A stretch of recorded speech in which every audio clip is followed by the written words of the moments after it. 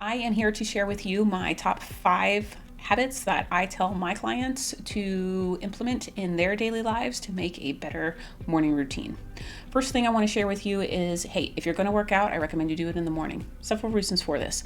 One, it gives you an opportunity to get a big sense of accomplishment done right at the beginning of the day. I don't know how many of you feel like going to work all day and then working out, but I am definitely not one of those people. So with that, working out in the morning will also help you relieve any stress or tension that you might consciously or unconsciously have built up. And so as you work out and you get your endorphins going and your dopamines going and those feel good feelings, that is a great way to start your day, especially before you go into work. So I know it's not always easy to tell people, hey, shift your life and shift a big block to getting up earlier in the morning. It took me about 2 weeks to kind of get into the rhythm of it. And then it took me almost a year for my body to honestly get used to the constant early mornings. And so this isn't an easy ask, but it is one that I've seen be extremely successful. And there's anything you take away from this video, that would be the one takeaway for you. The next thing I recommend my clients to do is to not hit the snooze button. Set your alarm for the time you need to get up and do not hit snooze. It's never a good thing to train yourself and your mind that, hey, that when the alarm goes off, there's an option. Train yourself that there is no option, and as soon as that alarm goes off, it is go time. So take away the option of having a snooze, set your alarm for when you need to get up. And a good trick that I've learned is, like Mel Robbins, she has shared that she does a 3-2-1 approach. She kind of pretends like she's at NASA, and that's how she gets out of bed. Whatever works for you, you can take her trick, or there's different ways to kind of go about it, but don't give yourself an option. Get up when it's time to get up, no snooze. Next thing I would recommend is that you hydrate before you caffeinate. So I am a big proponent of coffee. I love coffee. I'll never get rid of it, but I do recommend that people have at least 32 ounces of water before they start drinking their coffee. Coffee will dehydrate you on top of that. So you haven't been when you were sleeping, you weren't eating or drinking anything for the last hopefully 6 to 8 hours.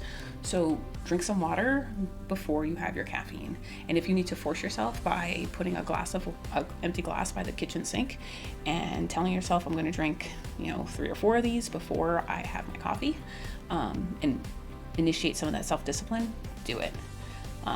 This is another one for me that was a new habit for me to kind of grow into. But as soon as I did it, I realized, hey, I do feel better. I feel like I'm more awake. That groggy feeling is gone. And that's from the water. That's not from the caffeine. And then another aspect that I try to have my clients do is to make their bed. Simple, as easy as that sounds. Make your bed. Reason being is that is the first task of the day for you to start. And if you can do the first task of the day and you do it, get into. So make your bed, make it a habit, and over the course of a few days, you'll come to see, hey, this is actually something that you enjoy doing, and that and it's appeasing, right? You see your room and your bed is made and it looks nice. It definitely gives you that positive feedback loop to continue to want to do it. So first big one of the day, make your bed. And then last tip I have to share with you is be mindful of how you use your phone first thing in the morning. I understand all of us have our phones and our alarms are one and the same. I would encourage you to not scroll through social media, not look at the news, do not check your email when you first get up. Give yourself your time and your space to set your mind for your day. And by doing that, you're able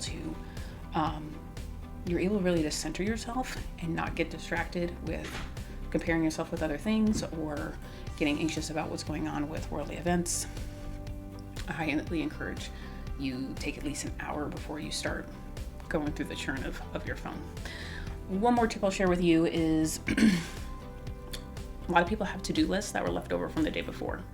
What I would recommend you do is that you condense that list to your one win item. And what that means is that is the one thing you need to get done for the day. I want you to write that down on a sticky note, and that is set for you for the following day. That will help you figure out how you need to prioritize your day, and I would encourage you to tackle that one task, that one big win, as soon as you can in the day, so you're not procrastinating as well. But yeah, this requires a little bit of self-reflection.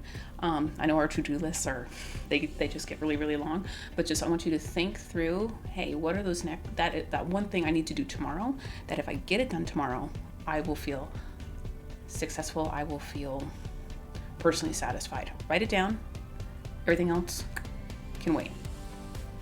Hold yourself accountable to that one big win. I promise it'll make a difference. So these are the habits that I share with my clients on how to improve their morning routines. And I'm not saying, hey, like tomorrow you implement all of these and it's going to change your life. That's not what I'm saying. What I am saying is pick one or two of these that have resonated with you and you're thinking, oh yeah, I can definitely do this. I can put a glass of, an empty glass by the sink, or, yeah, I can remove the ability to hit the snooze button. And I want to see and hear from you how that's changed your morning routine. Has it shifted anything for you? And I would encourage you to give yourself some grace, especially with the idea of like shifting your workout to early in the morning. That takes time.